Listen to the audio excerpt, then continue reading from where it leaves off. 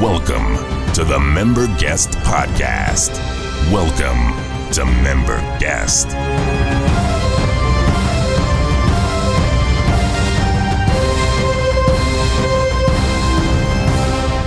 And we're here, guys. I gotta say right up front, never in my lifetime that I can remember have the words, "it was the best of times, it was the worst of times," rung more true. Starting off with Dickens for you guys, little Dickens of Tale of Two Cities. Thank you, Mark. Mark immediately knows the reference. Brendan, literary guy? Yeah, no, but I had that one. You knew that one. I knew that one. That's the beginning and the end of my literary trivia that I have for you guys on this fine, beautiful. What day are we even right now? Is it I think it's a Thursday. Thursday. It's Thursday. I feel afternoon. like it's kind of like just permanently Wednesday. It always feels like Wednesday. Obviously, I think it's pretty common right now with everything that's going on to be recording podcasts in different ways. At least a lot of the ones that I'm listening to, people are taking the social isolation. Is that the right word? Distancing. Maybe I'm taking it too seriously. I've been completely isolated for. I guess you socially isolate or self-isolate if you actually have it. You self-isolate, but you social distance. Okay.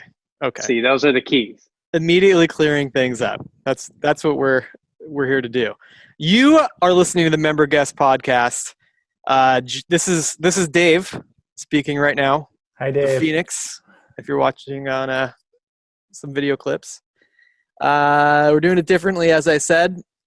Usually the three of us, Mr. Mark Fiore, Mr. Brendan Steele, and myself, get a chance to get together, maybe have a beer, maybe make some cocktails, have a ton of laughs, and go through what's going on in the world of music, in the world of golf, amongst all the other stuff as well. Today, we're not together in flesh, but we're together in spirit. I have with me Mr. Mark Fiore. Mark, how are you doing? You look very bundled up. I am. It's cold here in Los Angeles. You look like you're on vacation somewhere outside in the sun and I'm always on vacation. That's part of my goal in life. Always on vacation. How are you doing, Mark? I'm good. This is the first time we've done the podcast via computer Skype technology. So there was a little bit of juggling to do to get us going here, but it's kind of fun. This is the way that we're now doing life with our peers, I guess, right? Before we say hi to Brendan, can you walk us through any stress that you've had so far with setting up a Skype podcast recording? We are actually using Zoom. So we tried a few different things out. No, the process for me, is... Well, I'm sponsored by Skype, so I have to say Skype every time. Just kidding. Skype, though. What's up? What's up, Skype? Hit me in my DMs. You use Skype on all your other podcasts. I think I've used Skype like 3 times in my life, but somehow I just say Skype a lot. Yeah. It's more fun to say than Zoom. Yeah. It's the name brand. Stress level, Mark. How's your stress level so far? Stress level right now is probably a 2 on a scale of 1 to 10. Okay. Worst case scenario, this thing doesn't work and record, and we just get to hang out for a good hour. How is that different than when we normally record a podcast? Same kind of idea. It's true. You know, I was looking at some stuff today, and I realized that our season 3 has been running now for over a year. So this might be a good time to just say this is the season finale, right? I like to look at it as every single podcast episode is the finale. Right. That's the bar that I hold for myself. Right. And then you can kind of have that forever season with just all finales. Kind of like that's the same way I go about music. Like every song needs to be your favorite. And that's why I'm losing you guys. You're not believing me. This is a great transition to Brennan, right? Every shot's got to be your best shot. Brendan Steele, what's up, dude? How are you? I'm hanging in there. This is obviously a very strange time. At the current moment, got a nice setup here. I've got my phone on top of my daughter's small tea table where we sit and have tea with a whey protein big bucket. And the phone is on top of that. And then it's up against some other supplement that I've had sitting around the house for a couple years. And I've got an elephant next to me, giant elephant. And should I need it, I also have a giant lamb. So I am you're in awesome shape here. And a lot of people wouldn't have picked up on the subtlety of this, B, but if you're a professional athlete, your protein and supplements are by the bucket load. You've got buckets of protein with you. I usually just have like, a little sippy cup size thing or something. Brendan's got buckets. I've got buckets, and if anybody's ever seen me, it's pretty obvious that I take a lot of supplements. So I was going to comment. Your guns are looking nice there. Right? They're a little small even for me right now, so which is scary. So do you have your 2-year-old on like a whey protein? This is her protein. You keep those just in her. Yeah, I keep it in her playroom. It's like it's up against the castle and next to the unicorn and stuff like that. So. Just make sure to slip it in anything she's eating. She's got to get more protein, get huge. Get ripped. So how are you boys finding this so far? For us, I think we're 10 days into this lockdown of California. So depending on where you're listening from, we've been locked down in California here for quite a while now. And I think most of us are basically just staying in the house. What have you guys been doing? Have you been getting out of the house at all? Have you been going for runs or what's going on?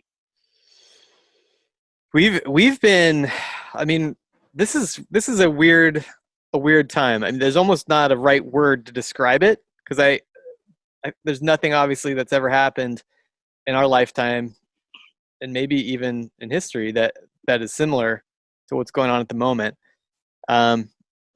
Except for Carmageddon when they closed the 405 freeway to the one. Well, we've got in our lifetime we've got Carmageddon and Y2K. Those are our two reference points.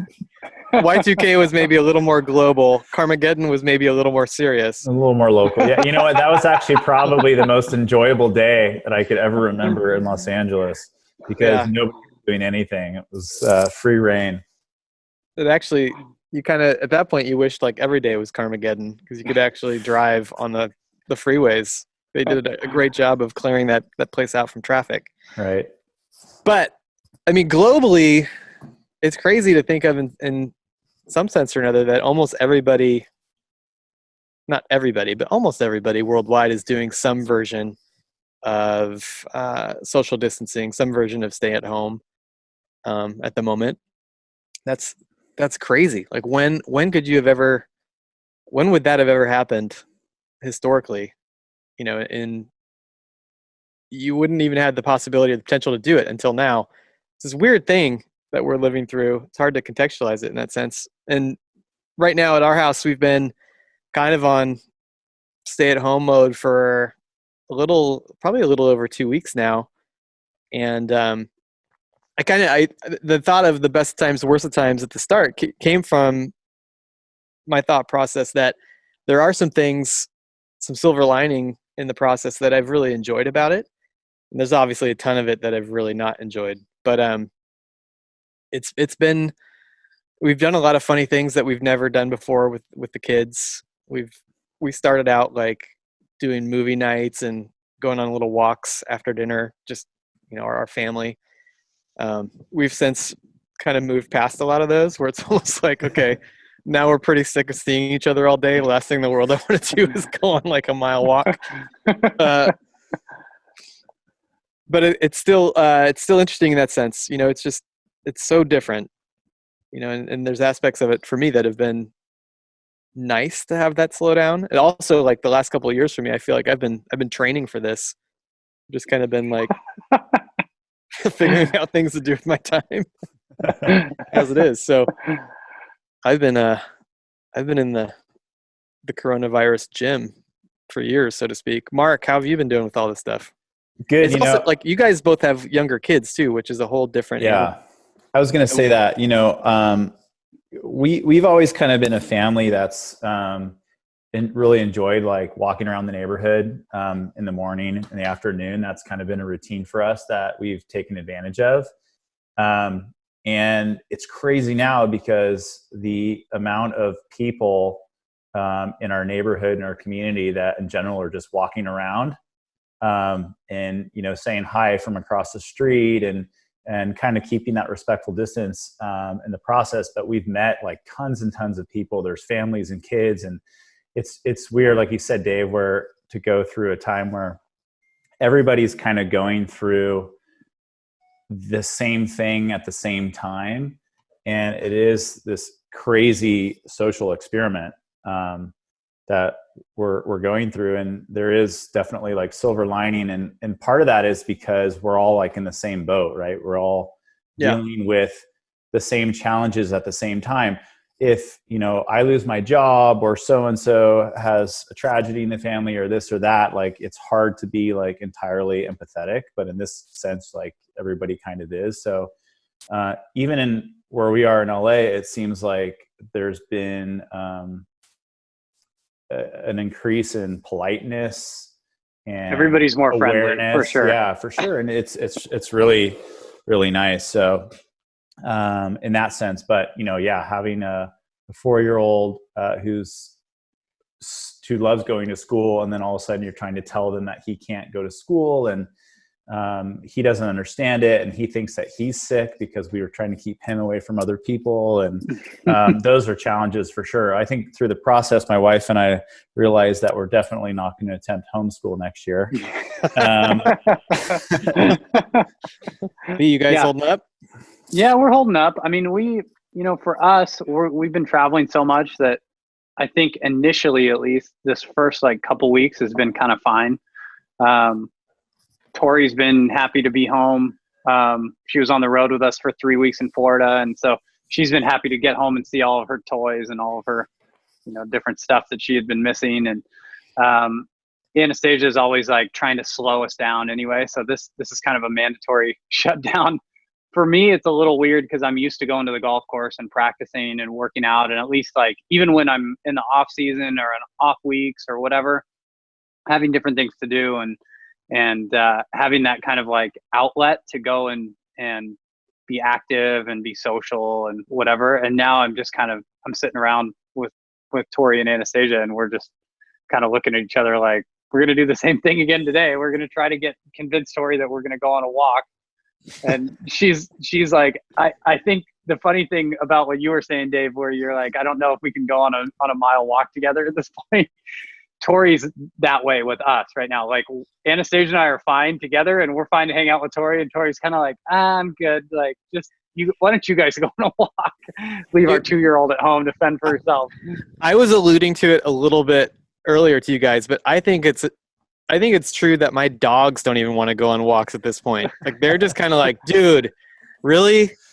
Come on, man. Like leave the house so we can get some sleep. Like they'll still like put on the happy dance for their leash, but then you go outside and they're just kind of like, I think I'm done. Like I'm over it. No more walks.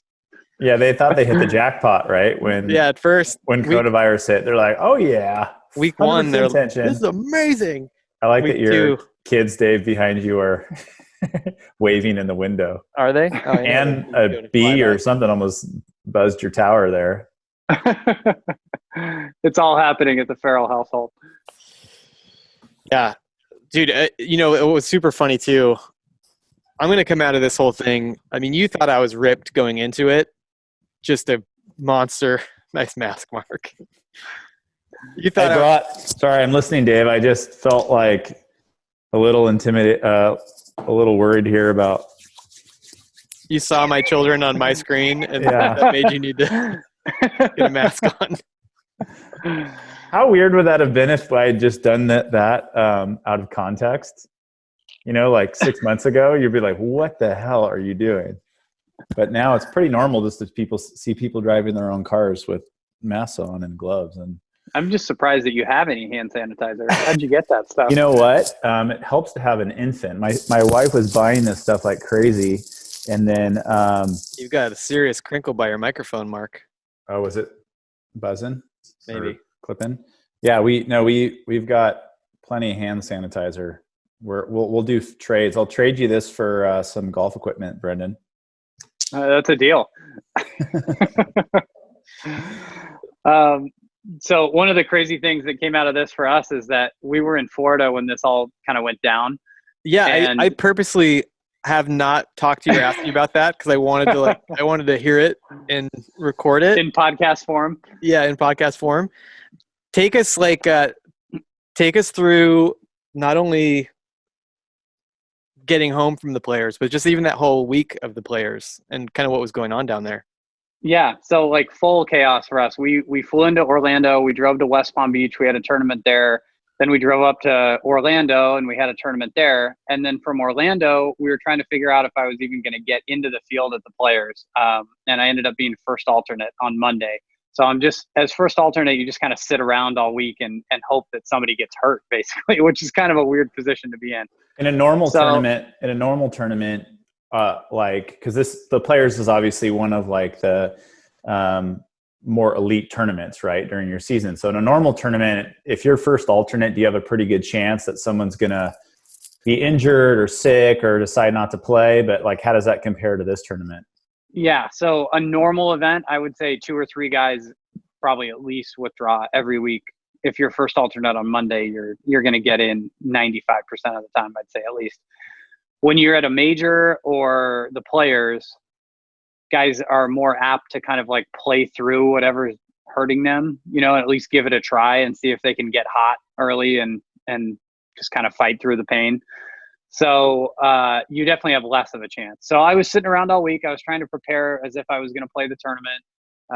We get to Thursday morning, the first round of the tournament, and nobody's withdrawn. So I go at 6:30. I have breakfast. I'm just waiting through the morning wave. So the way it works is like 7:30, I think was first time, 7:30 to like 9:30. And then there's a break. And then it'll be like 12 o'clock to 2 o'clock, or 1 o'clock to 2:30 or whatever it was. And so we get through the whole morning wave. Nobody withdraws. I go back in. I'm starting to think like, this isn't going to happen today. And this is coming off of that Thursday was President Trump had just given his first kind of like acknowledgement that this is like a really big thing the night before. That was when the NBA had postponed everything and they had Gobert had just gotten it. And the NCAA was postponing things and it was kind of going crazy. That was like the first night when everything went nuts. And that was Wednesday night. So come to find out around 12:45 that a player named CT Pan was so terrified of the virus that he wasn't going to come out of his hotel room. And he had a 2 o'clock tee time. So I snapped up his tee time. So the big joke with Keegan and with my buddies was I was the only person to actually benefit from coronavirus. So I get in and I get to go play and I play the first round and I shoot even par. I play okay. I'm kind of in the middle of the pack. And then going to bed that night and get a text at like 11 o'clock and it says the players has been canceled. Please like come get your stuff and get out of here kind of thing. So we were frantically booked a flight from Orlando back to LA. And we were just going to drive down from Ponte Vedra. So from 3 hours north of Orlando. And in the morning I go get my stuff. We're on our way. We drive to the freeway and you can either go south to Orlando or you can go north up to Jacksonville. And we got to the freeway and we kind of freaked out and didn't want to expose Tori to whatever would be in Orlando airport and LAX and, like being 2 of the major like international airports in the world. Had they already had the like Disney World like symptoms at that point or not yet? Or yeah, so they had the Disney World stuff and Tori had been sick the week before and I was feeling like I was getting sick too, and like we didn't want to expose everybody else to that. And then also like we were seeing these stories about people on planes like getting in fights over, one guy's coughing and so the other passengers are like in an uprising and they have to land planes and they quarantine passengers that they think are sick and like it's all just chaos. So Anastasia and I are both freaking out. We're texting our friend who's a physician's assistant, John Curran's wife, and she's like, you're going to be fine if you fly, like just do this, this, and this. But she's got a 2-year-old as well. And she was like, if it were me, I would drive. So we turn right and we go north, and we're just like, screw it. And so you're in your rental car? We're in our rental car, and we're just like, screw it, we'll just drive. So we start driving. You come to a T in the road, and your T in the road is, if I turn left, I fly home from Florida. If I turn right, I drive home from Florida. And we go right. And we turn right. So we turn right, and then we're just thinking, like, my thought is, Tori's never going to put up with this. I mean, she's just a little over 2. Like, it's 2,400 miles. Like, what is she going to do when we're just like driving in the middle of nowhere? So I'm thinking, okay, well, worst case, we can get to some other city and fly out. If this is a terrible decision, like, we'll drop this car in Baton Rouge or New Orleans or Dallas or however far we can get. Right. And to her credit, she was awesome. And so we just we charged to Baton Rouge that night. We're just like stopping at Starbucks every like couple hours. We hit Cracker Barrel, which is one of Anastasia's favorites. So she was jacked about that. Well, she probably got to watch Minions, like 40 times or something on the way. She watched Minions probably 40 times. You were texting me and you were like, is she watching Frozen 2? And I was like, it's Minions. But yeah, it's on just fully on repeat. So she was doing pretty good. We were just kind of like feeding her snacks, and she's got a big like bucket of toys, and she slept for maybe like an hour and a half of the entire thing. So she wasn't getting much sleep. But we go to Baton Rouge the first night, and we're trying to like map out our trip and figure out where we can go and where would be like a decent hotel room, you know? So like Baton Rouge, we stayed in this really nice place in downtown. It was a cool city. I'd never seen it before. We drove through Alabama, Mississippi, and into Louisiana that first day. So we were kind of seeing like all these different states. You're on a snack store. Yeah, we're doing the snacks thing. Just I-10. That's known as the snacks haven down there. Yeah, you just gotta stop at a coffee shop every 300 miles and play like a 20-minute show for 6 kids. And then feed Dave an imaginary sandwich. Your navigation at one point says, like, turn left to get on the 10 West and stay on for 2,500 miles. That's exactly what it is. Like, I was talking with my other friend, with Greg about this last night, and he was saying that he's like, so what route did you take? And what? I'm like, the 10 goes to Jacksonville. We literally got on the 10 in Jacksonville and got off of it in San Bernardino. Like, I mean, it's crazy. But the second night we drive, and we can't really figure out where to stay because it's the middle of nowhere, Texas. Like, once you get past San Antonio, there's just almost nothing. Like, you'll go hundreds of miles, and then there's like maybe a Holiday Inn and a Sonic. And we ended up staying in Ozona, Texas that night. Holiday Inn, went into the Sonic. And it was funny because this whole trip, like, nobody seemed like they even cared about coronavirus whatsoever. Like, you know, everybody where we're coming from at the Players is freaking out. I'm hearing everybody in California is freaking out. And nobody cares along this entire route of 2,400 miles. And the big thing that we wanted to execute on this trip was Anastasia's always wanted to go to Marfa, which is in the middle of nowhere, Texas. It's like 3 hours from El Paso. And it's this funky little hipster art town, and they have these weird art installations, and it's become like this famous place. The Prada Marfa is like the big thing, and we actually have a picture of it in our house. Right. So we were like, all right, if we can cross one thing off our bucket list, let's cross Marfa off. So I'm looking at like where we can go and what we can do, and Dave's even sending me like, oh, check this place out, get me some Marfa swag, you know. So well, that makes it sound like I know what's going on, which couldn't be further from the truth. I think you sent me a text like, tomorrow we're doing Marfa, and I just thought that was like a, you know, some kind of a random name that you'd pulled out of a hat. So then I started Googling it. Like, I started doing my research, and on the Google Maps, I think I found a pretty sick boot shop. You did find a sick boot shop, and you sent it to me, and I was looking at the link, and it was like $600 boots, and I'm like, Dave wants me to buy him $600 boots. Like, what an asshole! But nonetheless, I was gonna go check it out. But you got some, right? I got them in every color. So I find this cool little coffee place, right? They're saying like, oh, this is the place to go get this cool coffee, and I'm all about finding the cool like hipstery coffee places. And Anastasia hates it when I do this. She's just always like fed up with it. It always like pisses her off. And so I drag her to this hipster coffee place. Well, this is the one guy on the entire trip that is completely freaking out about coronavirus. It's the guy running this little coffee shop. So he's got it all like walled off, and he's made this little to-go area, right? And so there's this big like dirt parking lot with a couple picnic tables and a bathroom. The bathroom's locked. He won't give you the key. There's this big line of people. There's like 15 people in line to get $7 lattes and like avocado or peanut butter toast and stuff. He's dressed like the craziest hipster you could ever imagine.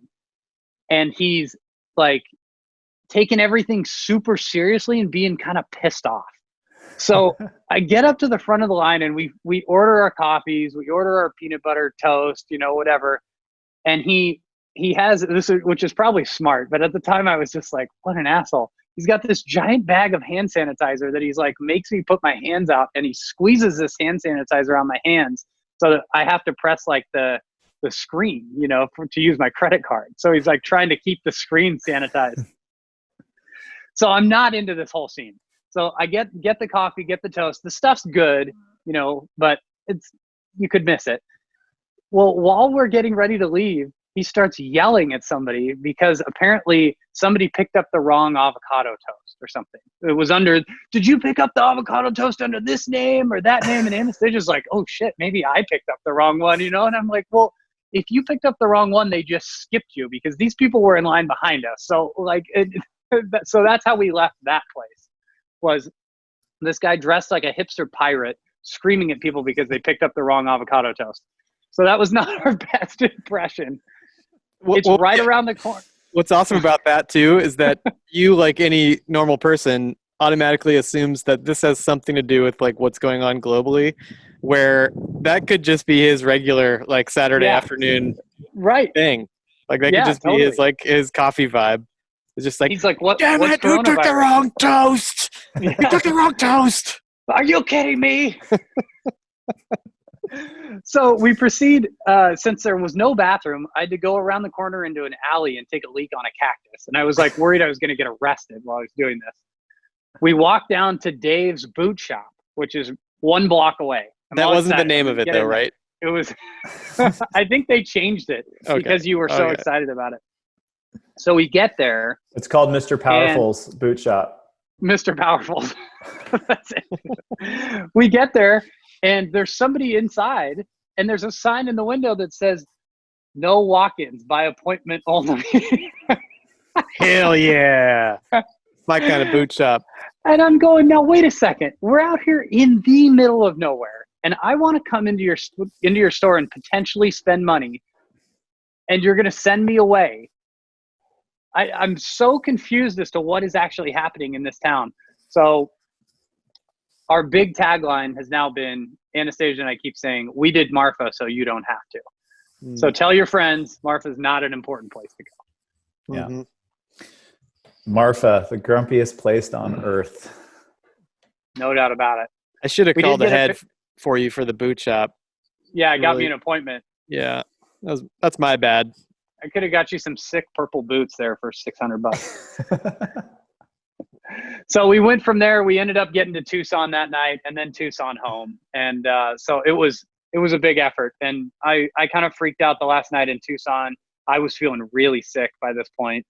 And I don't think I had coronavirus, but I'm not really sure. I'm kind of hoping that maybe I did, so that I had it and it's gone and the girls didn't get it and whatever. But I was worried we were going to like get the borders were going to be closed. They wouldn't let us back into California, or there wouldn't be any food when we got back. Or, you know, our friends are telling us there's no food anywhere. So it was a little stressful getting back. But then when we got home, everything's been fine.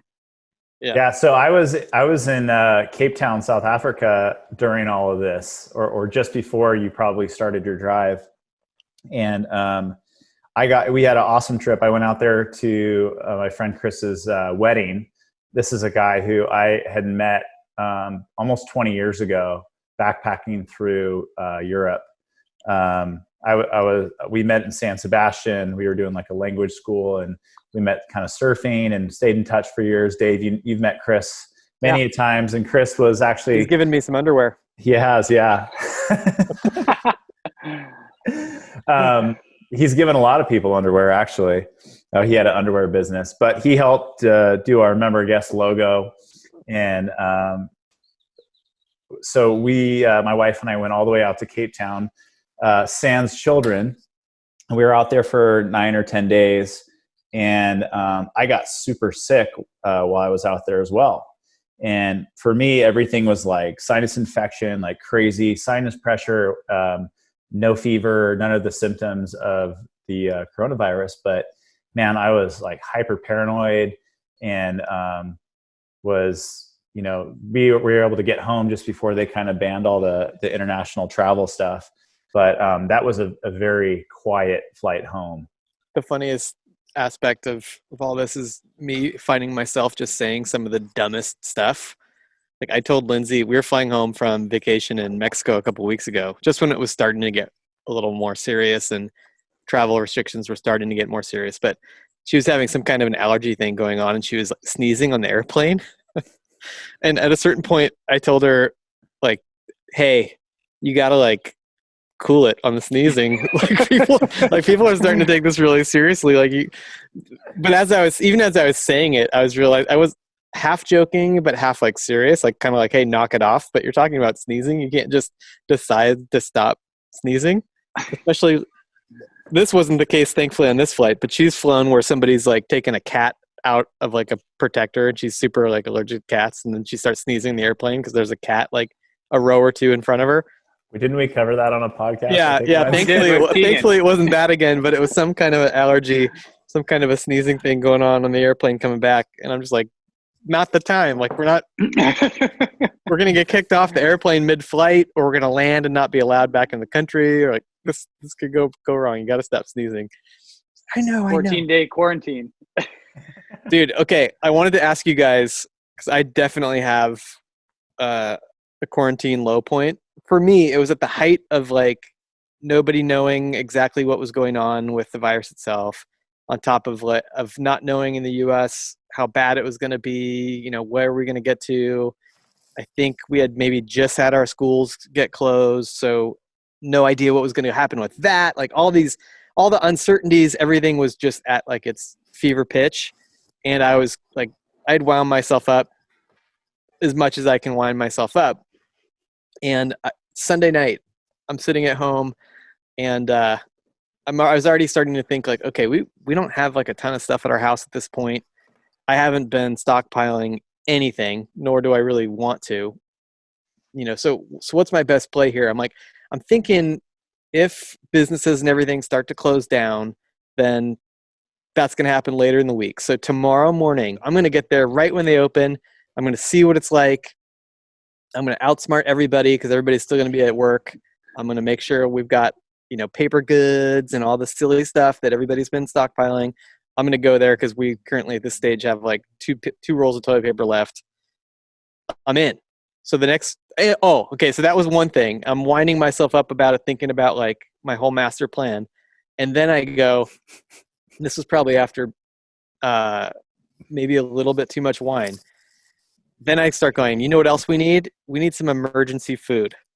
Like I'm going to order some of that. So I order what turns out to be food meals for 30 days times 5, because 5 people in the family. So what is that? Are these like astronaut meals? Are these like freeze dried? Yeah, they go in like a bucket. At this point though, I didn't know how big the storage was going to be for this stuff, but I was just like, that sounds like a good plan. I've got, 3 meals a day times 30 days, 90 meals times 5, 450 meals worth of stuff is what I ordered. Keep in mind, sounds right. Each one of these things too is like supposed to be calorie dense. So the whole thing is like you need the calories rather as opposed to actual good food. Taste. Yeah. So yeah. So it's like 500 million calories of food. Lindsay's just like, what are you doing? You're losing your mind. Like the whole time I'm doing this, and I'm trying to like get her to say like, this is a good idea. You should buy it. She never says this is a good idea. You should buy it, but I do it anyway. Right. I do it anyway. The next morning I get up at 5 a.m. The whole thing is like the supermarkets open at 5 by us. I'm going to be here like as they open, beat the crowd, see what they've got when they're fully stocked or whatever. I roll out only to find everywhere around us, that's the day the supermarkets decided to change their hours. And so everybody now has posted signs like new store hours, we don't open till 7 a.m. So I'm just like, crap, I'm not going to go home. So I sit it out. I go to a Starbucks. I do like the awkward walking drive-through thing where you don't stay in the store, whatever. Do that. I eat like Starbucks with a Starbucks breakfast outside in the freezing cold. I drive to a different supermarket, like farther away, thinking there might be less people there or whatever. Finally, 7 a.m. comes. They open up the store. I'm there with all the psychos. Is it like supermarket sweep? I'm there with all the crazy people that have had the same thought process that I've had. Like, it's literally all the like anxiety people that are just should not be out at 5 a.m., let alone 7 a.m. shopping supermarkets. Nobody's being calm and normal. Are you just everybody's being civil, but this is the crew. This is like the alpha crew of like, I'm gonna beat the system. Like, these people are all thinking they're like one-upping everybody, and so it's all that same mentality of just like it's just a bunch of Daves at 7 in the morning. It's a bunch of people who have like ordered way too much emergency food the night before, who think they figured out some kind of life hack on coronavirus. So all of us are just there at the same time. They open up the thing and they haven't. As we go in, I quickly look around. I realize like nobody's been here stocking this place overnight. They're just starting to stock it now. And the only reason why it's like super crazy and busy is because of all these idiots, myself included, who have thought that this was important to be here, to then just stand around and watch them bring out like meat slowly and like stock bread and whatever. I'm like slowly realizing there's no shortage of any of this shit. It's just that dumbos like myself are here thinking you need to come like grab everything. So anyway, I got back home, and then the next day, I went to Costco. And then got home, and Lindsay's put the moratorium on me of shopping and said, like, you're done. We don't have freezer space for all this stuff. Did your meals come yet? My meals have not come, but she asked the question of like, did you even check how much space this takes up before you purchased it? And I was like, no, that's a great question. It's like, that's a great question. I saw a photo of the boxes that one thing comes in, and it seems reasonable, but times 5, it might be insane. So let me go out and let me get a tape measure, go out in the garage and figure out where I'm going to put all this stuff when it gets here. The other thing of that too is I ordered it, and I only half registered, again, because it was late at night and I might have had a little bit of wine. I only half registered that it said it might take up to 80 to 90 days because they're so back ordered for them to get it to me. So maybe like 2 to 3 months from now, our joke in our house is we're gonna hopefully have a end of coronavirus party. You guys will be invited, and we're gonna be serving you guys some sick astronaut meals, dehydrated astronaut food. We can invite a whole ton of people. I love it. Invite 450 people over for a meal. That was my low point. That's a good low point. It was That's good. Pretty bad. We've got actually a surplus of toilet paper right now because we always have a bunch of toilet paper in general for our rental. We always just do Costco runs, and I think we had just kind of hit Costco beforehand, and then I think we did the initial like freak out and go get toilet paper. And then the last time I checked, we have like 400 rolls of toilet paper in our garage. And we were pulling our car into the garage the other day. And this guy's like walking past us, and he probably just thought we were insane because there was like all this toilet paper. You're going to get toilet paper robbed. So right. When all this stuff was going down, like I said, when it started getting crazy, we were just coming home from Mexico. So we didn't have any real chance. I don't think we would have stocked up on anything anyway, but any real chance to go out and get stuff. Everything was kind of already gone. That was going to be gone by the time we got home. And we had maybe one of those, like a normal size thing, like package of 6 rolls of toilet paper you get from the grocery store. And we had like one of those in the house. That's it. So like day one that all the kids are home, at the end of the day, 9 o'clock, 10 o'clock at night, I go into our downstairs bathroom and I look, and there's two empty rolls, toilet paper rolls in the trash. And it's like the kids have used, at this point I'm looking, I'm like, what is going on? They've used more than 2 rolls just today. And I'm like, we've got, in my reckoning, at most we have 6 total. And I'm like, that's if none of these rolls that are now gone was one of those 6.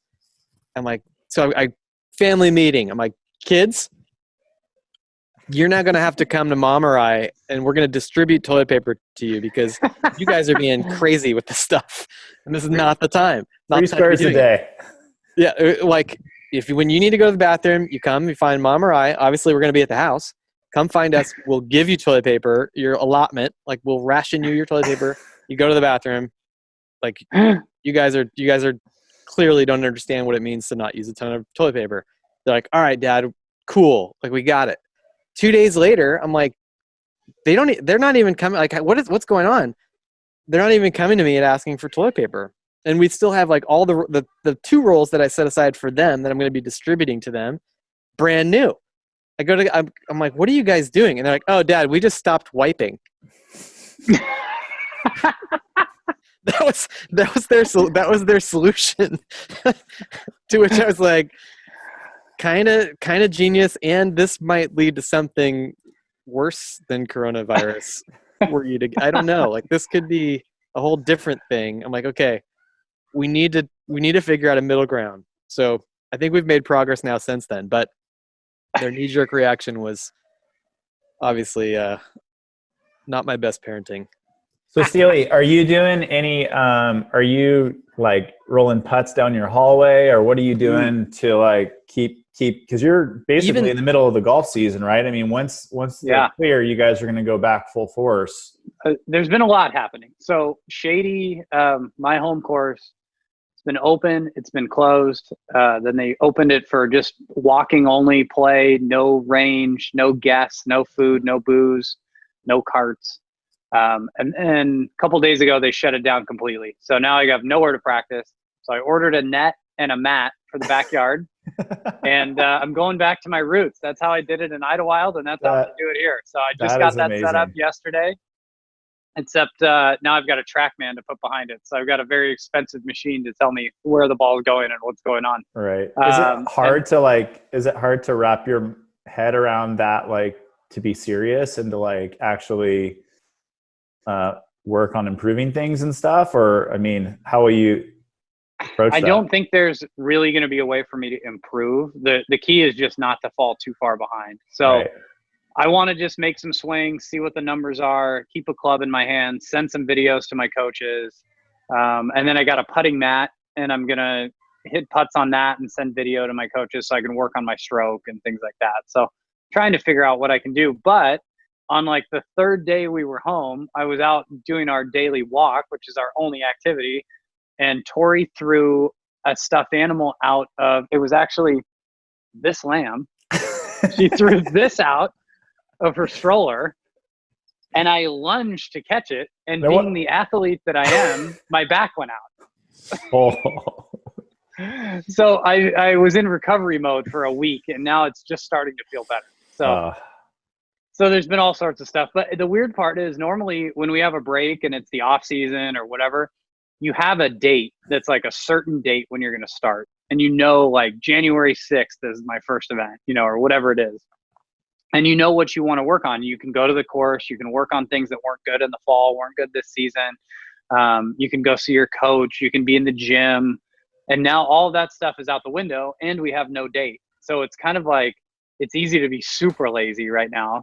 And then I'm hoping that this mat just keeps a club in my hand so that I don't have to totally start from scratch when we get going again. But fortunately, the season's been pretty good so far, so I don't have to stress about getting started really hot right away either once we do get back. Right.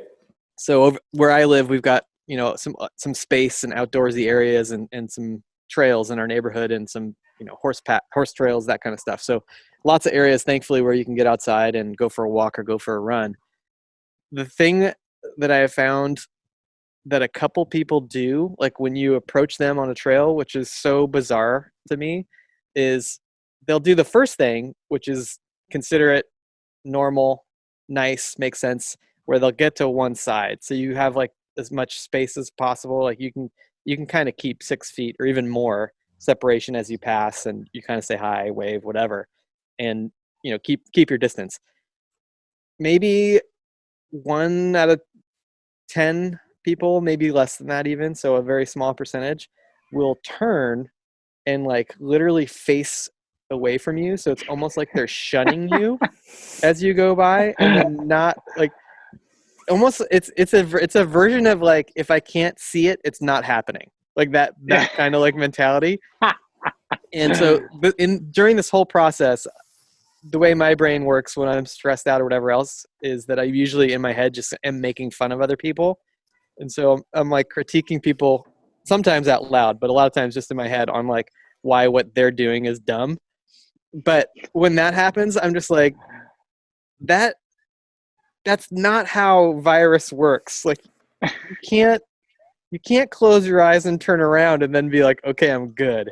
Like, if I'm going to pass you on a trail at 6 to 8 feet away from you, and if it is aerosol, and if it's in literally the air, then by turning, you're not going to be able to breathe different air.